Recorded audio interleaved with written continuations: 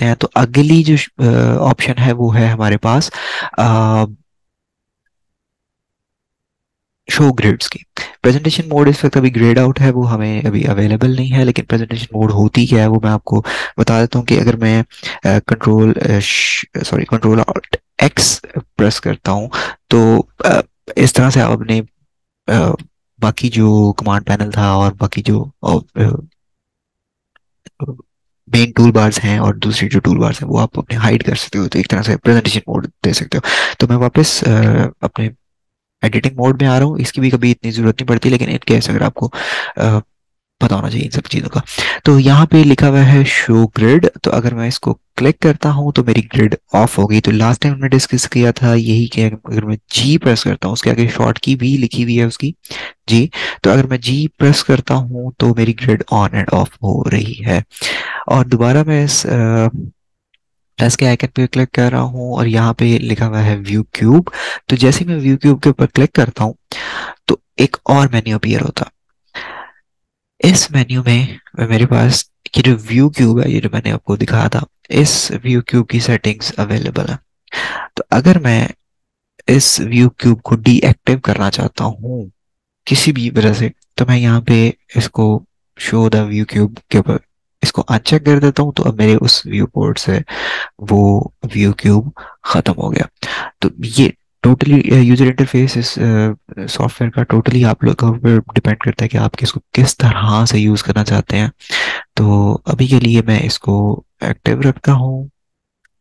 अगला है steering wheel. Steering wheel भी कभी मैंने यूज नहीं किया, लेकिन इन केस अगर आप यूज करना चाहें, आपके लिए बहुत बेनिफिशियल हो, तो आप इस टॉगल स्टेयरिंग व्हील्स को क्लिक करें तो आपके मार्क कर्सर के साथ एक स्टेयरिंग व्हील आ जाएगा।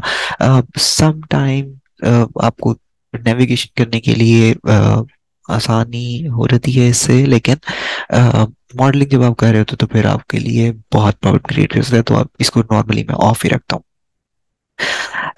स्टेयरिंग व्हील की ऑप्शंस और भी हैं, आप इसको एक्सप्लोर करना चाहें तो जरूर कर सकते हैं। एक्स व्यू बेसिकली ये है कि अगर मैं अपने इस व्यू के अंदर कोई ऐसी ऑप्शन ऑन करना चाहूँ जो कि नॉर्मली मुझे तो नहीं नजर आ रही, लेकिन फिर भी लेट से मुझे अपने इस व्यू पोर्ट के अंदर ये देखना है कि मेरे कितने वर्टेक्स हैं, कितने पॉलीगॉन्स हैं, इस सारी डिटेल के ऊपर हम अ, लाजमी आएंगे आगे कि हम एक बेसिक जो 3D मॉडल है वो किस तरह से उसकी बेसिक फॉर्म क्या है।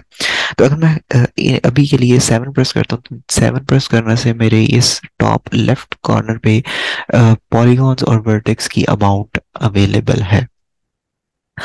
तो मैं यहाँ से कोई भी ऑप्शन एक्स व्यू की अपने स्क्रीन के ऊपर रख सकता हूँ, जस्ट फॉर ईज के मैं किसी और ऑप्शन मुझे जाने की जरूरत नहीं है।